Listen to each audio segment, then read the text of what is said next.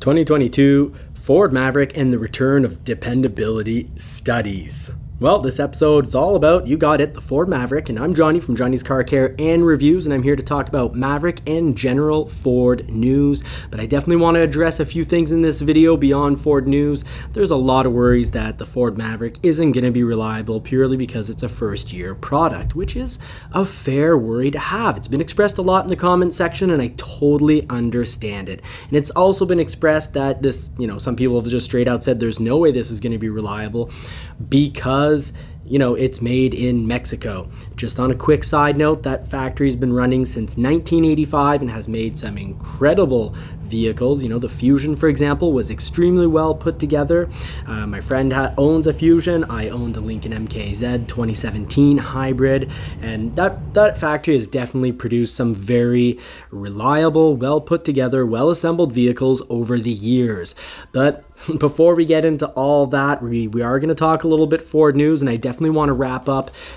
Last video I was showing all these photos showing the difference between a Maverick and a Ranger in size, and that wasn't really fair of me because I didn't talk about it. So I just want to quickly address that. While the Maverick might look small to some of you, and it is relatively smaller, with the F150 here in the background, I might have given you the impression that the Maverick is too small. And, I haven't covered this for months, since about September or October, that we're sitting one of these. The Maverick is surprisingly very spacious. I've done videos where we went over inch by inch every measurement of the interior, and very surprisingly, the overall volume of the Maverick on the interior is very, very similar to a four-door Ranger. While it looks a whole lot smaller, it actually had a very small advantage over interior space over the Ranger. Now, of course, the Ranger is higher up, and it really does help make it look much bigger than the Maverick. But I assure you, I've driven the Maverick a good number of times, and I'm going to be doing some, hopefully within the next week or two. I should be able to get in a good drive on the weekend with this, get to put in a few hours on this Maverick, because I think what great dealers do, as my local dealer did, they got a cancellation, vehicle came in, was not picked up, and they turned it into a dealer demo so that people who have ordered and are thinking of getting a Maverick or waiting on their Maverick finally get to drive one. And I think that, this is fantastic and really is going to tie into a whole other episode coming up, which is going to be episode 7, The Farce Awakens, because there's been a lot of coverage by journalists on the Maverick, and I don't always agree with it. It doesn't always align with what I'm seeing, and what I am seeing and what I'm showing you right now actually is, a spray-in bed liner on this Maverick. If you have that on your order, it doesn't mean you're never going to get your Maverick, and I want to just make that clear. You can keep the spray-in bed liner on your Maverick. It just might get passed by a few other people that ordered after you at your dealership.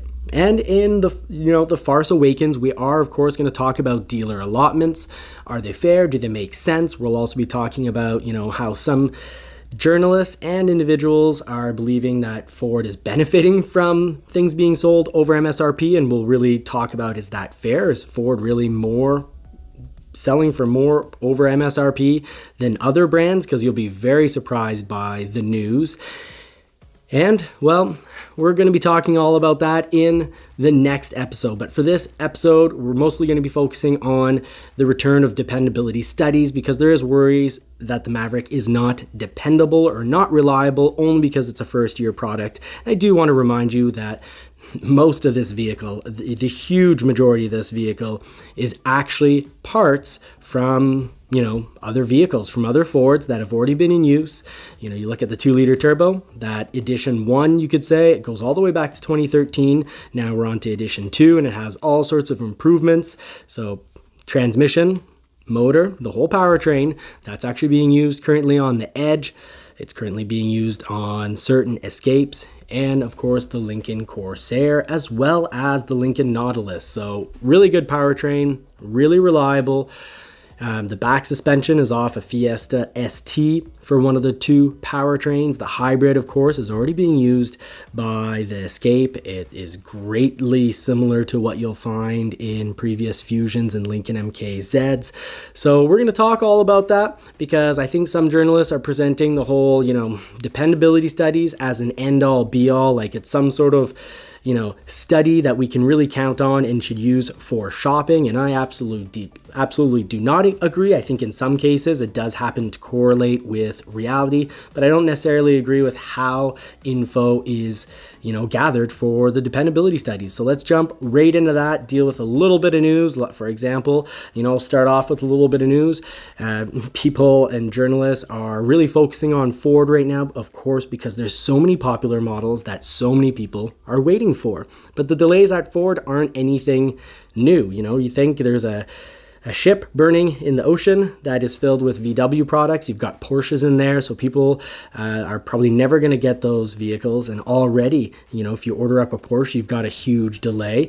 And it's not just high-end vehicles, and it's not just, this burning ship that is going to have people waiting long periods of time. And do you think journalists are going to, focus in and start asking people, well, in the end, how long is it going to take to get your vehicle? No, they focus in on where there's a lot of interest and attention, because that way we all get, clicks, and that's how we all get paid. But we really have to sift through what's important and what we really need to worry about. Waiting on a Bronco or waiting on a Maverick, it's long enough and it's bad enough as it is. We don't need journalists making us feel like we're the only ones waiting. If you're looking at, for example, an Atlas, you're looking, depending on the dealer, you're looking at 1 or 2 years to get one. And if you're looking at a Toyota RAV4, you're also you're looking at, for a Prime, 2 to 3 years to get a Toyota RAV4 Prime. So wait times are everywhere. Selling over MSRP is something that exists at pretty much every manufacturer, and we're going to be talking about that in the next 2 episodes. So let's get on to a bit more positive news and talk about the F-150 Lightning. Now for exciting Ford news, let's talk about the F-150 Lightning. Very cool. We've got residuals, so for anyone that is thinking of leasing, this is great news. The Mach E is expensive on a lease because you need to pay a big percentage of the vehicle. It's running, I'm going to check my notes right now. It's generally running around 35%, 35 to about 40% if you're going to lease a Mach E, meaning if it's at a 35% residual, it means you have to pay 65% of the vehicle over the 48 months that you have it. So paying 65% of a vehicle is a big chunk. And on in Canadian dollars, $72,000 for a premium all-wheel drive, paying 65% of that over 4 years makes for a pretty hefty payment. Now, the great news for the F-150 Lightning is that it's going to lease at more affordable prices. So if your F-150 Lightning is, 72,000 Canadian, or in other words, if you're looking at an XLT Lightning with hitch, with the trailer hitch, and you take it on 48 months, you're going to be looking at about 41 to 43%. It varies from one model to another. The Platinum, for example, at 36%. You'll have to pay a bigger percentage of the vehicle over 40 months than, let's say, a Super Crew Pro model, which it's at 43% residual, meaning you pay 57% of the vehicle. Now, if you do take 36 months, the residuals are better. They play right around 50%. So the Lightning on lease is going to be more affordable, relatively speaking, than the Mach E. So I just wanted to bring that little good piece of excellent news. Now, a little bit of bad news to mix this up. We'll do the good and the bad. The dependability studies. It's the time of year where you're going to see all sorts of dependability studies coming out. Now, I hope no one loses any sleep over this because, for example, one study, and really I have trouble calling it a study, I'd say it's really much more of a survey. And it's a survey because how these work is, let's say they call up 20 or 30,000 customers across many brands. So for one brand, they might be calling, let's say, 1,200 customers. The question they ask is beyond, more or less, is they ask the individual, beyond going to the dealership for an oil change, did you go for anything else, for a problem? So The person answers yes or no and how many times they went. So for the top brand, 145 problems reported within that first year per 100 customers of the give or take 1,200, more or less. I haven't done the exact math, but more or less 1,200 people that they ask per brand. There's 145 problems reported per 100 people. Then you go down and you're looking at BMW at 187 problems reported. And you look at Ford at 188, or let's look at, let's say, Toyota at 158 problems per 100. I don't see the value in this survey, for at least for me. I have trouble believing that I do not feel that it's a proper conclusion to draw that a BMW will be more reliable. And really, for me, dependability or reliability is way more about how much is it going to cost me as an owner. And I cannot believe that a BMW is going to cost me, let's say I want to own a BMW for 10 years versus a Ford for 10 years or a Toyota. This type of survey would almost have me inclined to believe that, well, owning a BMW or a Ford for 10 years, it's going to be about the same thing. And heck, it's not even that much of a difference with a Toyota. Okay, so I guess it really doesn't matter what I buy, as long as I don't take someone at the very bottom of the list, let's say Land Rover at 284 problems reported per 100. I'd definitely say, yes, a Land Rover probably is going to cost you a pretty penny to keep on the road for 10 years. But when you look at Honda with 230 problems reported per 100 people questioned, I have trouble believing that a Honda is almost neck and neck with ownership cost than an Audi, and that a Honda is going to, be so much less dependable than, let's say, a BMW. So just a little piece of news, my 2 cents. I like to look at cost of ownership, and those studies are much harder to pull. And you're looking, of course, once a model is, 5 years old, for example, you can look at what's the average cost of ownership. To me, that's really important. And that, to me, is, the true definition of reliability or dependability. For me, depending on my vehicle is planning on it not breaking my bank. And it's not about, these studies often do not differentiate between a customer who had a problem with, a sensor breaking, the engine blowing, or that they had trouble with their touchscreen. And trouble with the touchscreen can be as simple as the connection between the phone and the vehicle needing to be, deleted and rebooted. Or sometimes it's just the Bluetooth on the phone that's off. I can say that being very much around a dealership for the last almost 10 years, and being around vehicles, heck, I've owned almost 70 vehicles. I can say that often when someone needs a hand with their vehicle and they're telling me, hey, I think my touchscreen's broken, it's, having trouble with my phone. Often it's just a matter of restarting the phone. Because phones are like laptops now, and if you don't restart them on a regular basis, they're going to get a little wonky. They can turn the Bluetooth off on their own or just not communicate very well with other devices.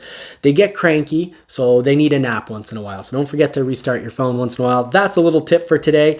Now for more news, so comical news I'd call it, the Quebec government looks like they're going to be the first to use an electric police car. And hey, it's cool. It's going to be the Mustang Mach E.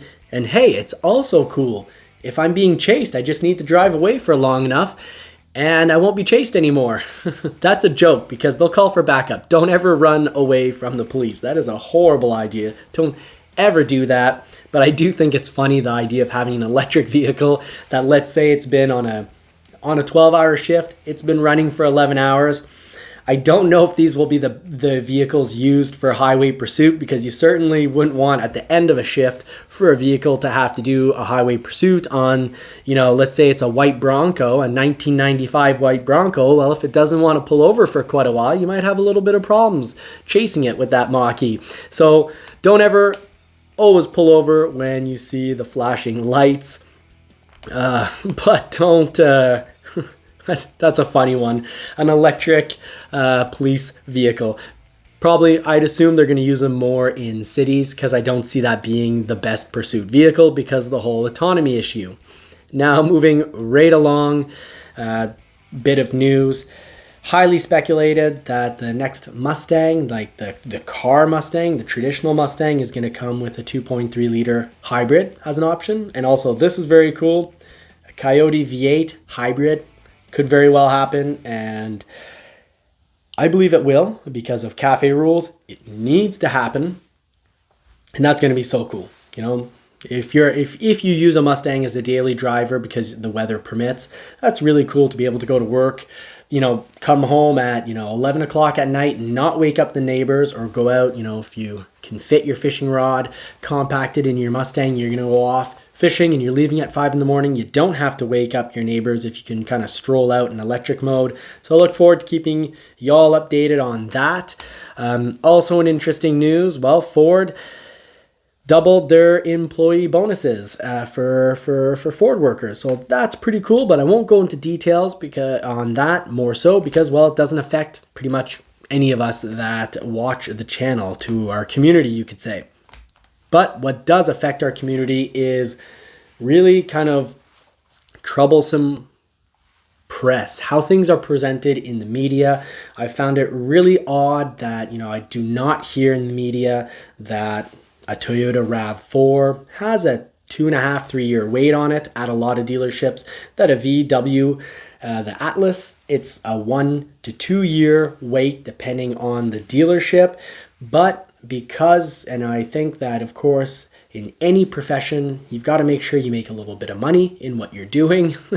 And if, journalists are no different, but this week in the news, there's been, what I would say is relatively bad publicity that almost presents Ford as, deliberately sending vehicles favoring dealerships that have markups, and, how things were worded. Maybe I'm just interpreting things oddly, but I didn't feel like it was really covering the whole story, so I'm here to set that straight right now.